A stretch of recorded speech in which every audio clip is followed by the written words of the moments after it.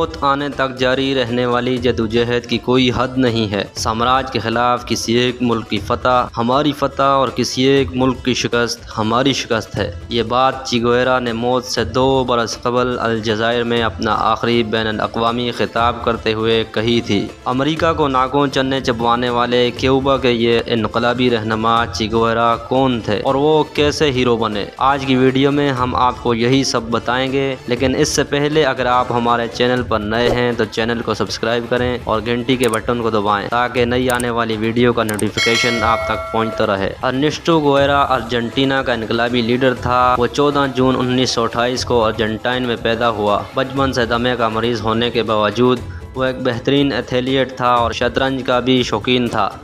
اپنی نوجوانی میں وہ کتابوں کا بہت زیادہ شوقین تھا۔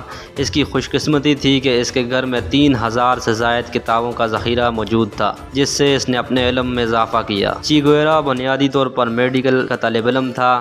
تعلیمی کیریئر کے دوران ہی اس کے اندر سیاحت کا شوق پیدا ہوا اور 1950 سے لے کر 1953 تک اس نے جنوبی امریکہ کو 3 بار اپنی سیاحت کا مرکز بنایا، جس میں پہلے 1950 میں اس نے سائیکل پر تنہا 4500 کلومیٹر کا سفر بر اعظم کے جنوب سے شمال کی جانب طے کیا۔ پھر دوسرا سفر اس نے 1951 میں موٹر سائیکل پر طے کیا، جو تقریباً دگنا لمبا یعنی 8000 کلومیٹر تھا۔ تیسرا سفر اس نے 1953 میں کیا۔ تینوں بار اس نے متعدد ممالک جیسے Chile, Peru, Ecuador, Colombia, Venezuela, Panama, Brazil, Bolivia اور کیوبا کراس کیے۔ اس سفر کو موٹر سائیکل جرنی کے نام سے یاد کیا جاتا ہے، جس پر کئی کتابیں اور خود اس کی یادداشتیں چھپ چکی ہیں اور ایک فلم بھی بن چکی ہے۔ اس سفر کے دوران چے کے مشاہدے میں جہاں بے پناہ اضافہ ہوا، وہیں جب وہ دیہاتوں اور چھوٹے چھوٹے شہروں اور قصبوں سے گزرا تو وہاں کے رہنے والے باشندوں کی حالت زار، غربت اور بھوک اور بیماریوں نے اس کی آنکھیں کھول دیں۔ وہ غریبوں کے لیے بہت حساس دل رکھتا تھا اور اس مشاہدے سے اس نتیجے پر پہنچا کہ تقریباً تمام جنوبی امریکہ اس وقت کٹھ پتلی حکمرانوں کے زیر تسلط ہے اور ان کی آڑ میں سرمایہ داری نظام جڑ پکڑ رہا ہے، جس کے پیچھے کوئی اور نہیں بلکہ امریکہ بہادر خود ہے۔ وہ اچھی طرح جانتا تھا کہ یہ دونوں یعنی سرمایہ داری نظام اور اس کا سرپرست امریکہ کبھی بھی غریبوں کا دوست نہیں ہو سکتا اور ان کی تسلط سے اس خطے کو آزاد کرانے کے لیے اپنی تعلیم چھوڑ کر انقلابی راہ اپنانی پڑے گی۔ اپنے تیسرے سفر کے دوران وہ گواتی مالا پہنچا، جہاں کے صدر گزمین کے خلاف امریکن CIA سرگرم تھی تاکہ اس کی حکومت گرا کر اپنی پسند کا کٹھ پتلی حکمران بٹھایا جا سکے، اور اس سازش میں وہ کامیاب بھی ہو گئے، جس پر نئی امریکن نواز حکومت کے خلاف مختلف کمیونسٹ گروپ سرگرم ہو گئے۔ چین نے بھی ان کا ساتھ دیا، مگر جلد ہی وہ اختلافات کا شکار ہو گئے اور گزمین نے باغیوں کی سربراہی کرنے کے بجائے میکسیکو کے سفارت خانے میں گھس کر پناہ لی، جس سے اس کی بحالی کی تحریک کمزور پڑ گئی اور حکومتی کارندے ان پر بھاری پڑ گئے۔ چین نے آخری لمحے تک مزاحمت کی، مگر بالآخر اسے بھی اپنے سفارت خانے میں پناہ طلب کرنی پڑی۔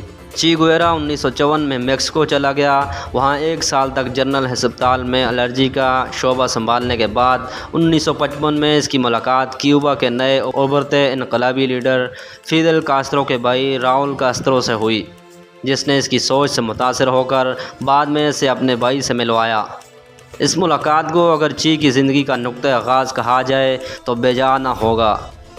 دونوں نے متضاد شخصیت ہونے کے باوجود ایک دوسرے کو کافی متاثر کیا اور چے نے کاسترو کی تحریک میں شمولیت اختیار کر لی۔ دونوں کا نشانہ امریکی نواز کیوبن حکمران باتیستا تھا، جو ملک کو دیمک کی طرح چاٹ رہا تھا۔ یہ تحریک تقریباً 4 سال چلی۔ اس دوران چے نے باقاعدہ گوریلا ٹریننگ بھی لی اور اس میں بہت کامیاب رہا۔ کاسترو بھی اس کی قابلیت اور ڈسپلن سے بہت متاثر تھا۔ یہی وجہ تھی کہ کچھ ہی عرصے میں اسے اپنا دست راست بنا لیا۔ چے جیسے انقلابیوں کی بدولت تھی وہ وقت دور نہ رہا جب 1959 کی پہلی صبح کٹھ پتلی حکمران ملک چھوڑ کر فرار ہونے پر مجبور ہو گیا۔ انقلابیوں کی حکومت آئی تو انہیں کئی مسائل کا سامنا کرنا پڑا۔ چے کو صنعت اور خزانے کی وزارتیں دی گئیں، مگر انقلابی جدوجہد کے مقابلے میں اصلاحات کا کام نہایت ہی دشوار ثابت ہوا، خصوصاً جب امریکہ ان کے گرد گھیرا تنگ کر رہا تھا اور طرح طرح کے معاشی پابندیاں عائد کر رہا تھا۔ اس دوران چین نے کافی کوشش کی، کئی ملکوں کے دورے کیے اور بڑے بڑے مگرمچھوں سے زمینیں چھین کر غریبوں میں تقسیم کیں، مگر ان اصلاحات کے خاطر خواہ نتائج نہیں نکل سکے اور پس پردہ جانا پڑا۔ یہی وہ وقت تھا جب اس کے اندر پھر انقلابی باغی نے سر اٹھایا اور اس نے ان معاشی مغزماریوں میں سر کھپانے کے بجائے کانگو کا انتخاب کیا، جہاں ایک اور امریکی کٹ پتلی حکومت کے خلاف تحریک چلنے لگی تھی۔ 1965 کی شروعات میں جمہوریہ کانگو پہنچا، اس کے ساتھ اس کے درجن بھر وفادار ساتھی بھی تھے۔ یہاں اس کے آنے کا مقصد یہاں تحریک چلانے والوں کو اپنا تجربہ منتقل کرنا اور ان کے ساتھ مل کر جدوجہد کرنا تھی، مگر ابتدا ہی میں اسے مایوس ہونا پڑا۔ یہ کیوبا نہیں تھا جہاں انقلابی پرعزم اور ڈسپلن کے پابند تھے، جبکہ عوام بھی ان کے لیے اچھے جذبات رکھتے تھے۔ کانگو میں تحریک تو شروع تھی، مگر لوگوں میں وہ ڈسپلن جذبہ موجود نہیں تھا جو کسی تحریک کی کامیابی کے لیے ضروری ہوتا ہے۔ اس کے علاوہ اسے یہاں کی زبانیں بھی نہیں آتی تھی، جس کی وجہ سے اسے اپنے خیالات اور منصوبوں پر دوسرے لیڈروں کے ساتھ اظہار خیال کرنے میں اسے مترجم کی خدمات لینی پڑتی تھی، جبکہ CIA بھی اسی علاقے میں پوری طرح سرگرم تھی، جو اپنے جدید مواصلاتی آلات کی مدد سے ان کے اکثر پلان پہلے سے جان لیتی تھی۔ چی وہاں تقریباً 7 مہینے رہا اور آخر میں بیمار پڑ گیا۔ وہ مقامی گوریلا لیڈروں کی نااہلی اور عوام کی انقلاب میں غیر دلچسپی سے حد درجہ مایوس ہوا، اگرچہ وہ آخری دم تک وہاں رہ کر لڑنا چاہتا تھا، مگر کاسترو کے خصوصی پیغاموں نے اسے وہاں سے نکلنے پر مجبور کیا۔ صحت بہتر ہوتے ہی چی نے اگلی سرگرمی کے لیے بولیویا کا انتخاب کیا، جہاں ایک اور امریکن نواز حکومت عوام کا خون چوس رہی تھی۔ وہ 1966 کے آخر میں بولیویا پہنچا اور ایک پہاڑی علاقے سے تقریباً 50 ساتھیوں کی مدد سے تحریک شروع کی، اور شروعات میں اسے کافی اچھی کامیابیاں ملیں اور کئی جھڑپوں میں بولیوین آرمی کو شدید نقصان پہنچایا، جو بعد میں اس کی موت کا اصل سبب بنا، کیونکہ اس نے انہیں کافی تکلیف پہنچائی تھی۔ مگر یہاں وہ جو پلان لے کر پہنچا تھا، ان میں کئی باتیں اس کی توقعات کے برخلاف تھیں۔ ان میں سے ایک عوامی سپورٹ کی توقع تھی، جو کانگو کی طرح یہاں بھی نہ ہونے کے برابر تھی، بلکہ یہاں تو عوام میں ہی اکثر حکومت کے مخبر تھے۔ دوسرا، اسے یہ توقع تھی کہ صرف بولیوین آرمی سے مقابلہ ہے، مگر یہاں آ کر اسے پتہ چلا کہ امریکہ یہاں بھی پوری طرح موجود ہے اور اسے بولیوین آرمی کے ساتھ ساتھ امریکن کمانڈوز کا بھی مقابلہ کرنا ہوگا۔ اس کے علاوہ سب سے بڑا دھچکا اسے یہ پہنچا کہ کیوبا کے ساتھ اس کا ریڈیو رابطہ منقطع ہو گیا اور یوں مزید سپورٹ کی توقع بھی نہیں رہی۔ 7 اکتوبر 1967 کی صبح ایک مقامی مخبر نے قریبی فوجی اڈے پر چی اور اس کے ساتھیوں کے ٹھکانے کی اطلاع دی، جس پر فوج حرکت میں آ گئی۔ امریکن CIA جو کانگو سے اس کے پیچھے ہاتھ دھو کر پڑی تھی، اس آپریشن میں بولیوین افواج کی بھرپور مدد کر رہی تھی۔ پھر پلان بنا کر چی اور اس کے ساتھیوں کے گرد پہاڑیوں میں گھیرا تنگ کیا گیا۔ تقریباً 1800 فوجیوں نے اس مشن میں حصہ لیا۔ CIA انہیں گائیڈ کر رہی تھی۔ چی اور اس کے ساتھیوں نے اگرچہ مقابلہ کیا، مگر وہ مٹھی بھر تھے، جلد ہی مارے گئے۔ چی زخمی ہوا اور گرفتار کر لیا گیا، پھر اسے نامعلوم مقام پر پوچھ تاچھ کے لیے منتقل کر لیا گیا، جہاں اگلے روز شام تک اس پر کئی بار کوشش کی گئی تاکہ وہ منہ کھول دے، مگر بقول ایک فوجی کے زخمی ہونے کے باوجود چی بالکل مطمئن بیٹھا ہوا تھا اور کسی گھبراہٹ کے بغیر سب سے آنکھیں ملا کر انہیں گھور رہا تھا۔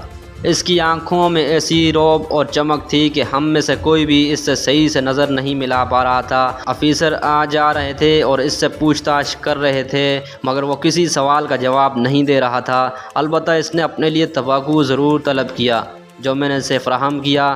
اس پر وہ کافی خوش ہوا اور میرا شکریہ بھی ادا کیا۔ پھر جب 2 دن تک اس پر مغزماری کرنے سے بھی کچھ حاصل نہ ہوا تو اس کی رپورٹ صدر کو دے دی گئی، جس نے کسی ممکنہ پریشر سے بچنے کے لیے اس کی فوری موت کا حکم صادر کر دیا۔ CIA چاہ رہی تھی کہ اسے پاناما منتقل کیا جائے تاکہ وہاں ان کی اسپیشل ٹیم اس سے مزید تفتیش کرے، مگر صدر کو ڈر تھا کہ اگر وہ فرار ہو گیا تو شاید پھر ہاتھ نہ آئے اور اس کی حکومت پھر خطرے میں پڑ سکتی ہے، لہٰذا اس نے اپنا حکم برقرار رکھا۔ آرڈر کی تکمیل کی گئی اور اسی شام اسے ایک شرابی جلاد کے حوالے کیا گیا جو جنگ میں اپنے 3 ساتھی کھو چکا تھا اور چی کو ان کی موت کا ذمہ دار سمجھ رہا تھا۔ جب وہ چی کے سامنے پہنچا تو چی نے اسے اکسایا۔ وہ ایک آسان موت کی توقع کر رہا تھا، مگر شرابی جلاد نے پلان کے مطابق آڑی ترچھی 9 گولیاں برسائیں اور اسے بڑی اذیت ناک موت سے دوچار کیا۔ ان کا منصوبہ یہ تھا کہ چی کو واپس اسی مقام پر پھینک کر بعد میں اعلان کیا جائے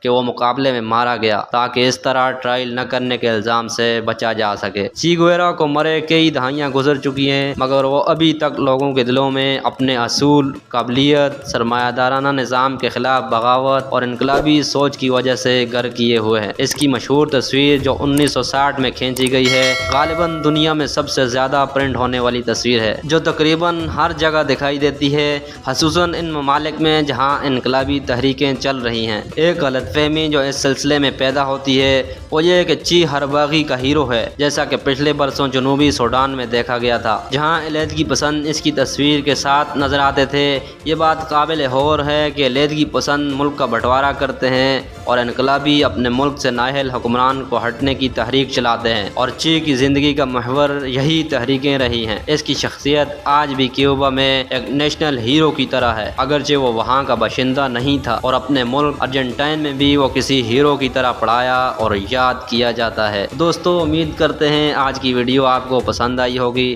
اگر ویڈیو اچھی لگے تو چینل کو سبسکرائب کریں، ویڈیو کو لائک کریں، شیئر کریں اور کمنٹس باکس میں ہمیں ضرور اپنی رائے سے آگاہ کریں۔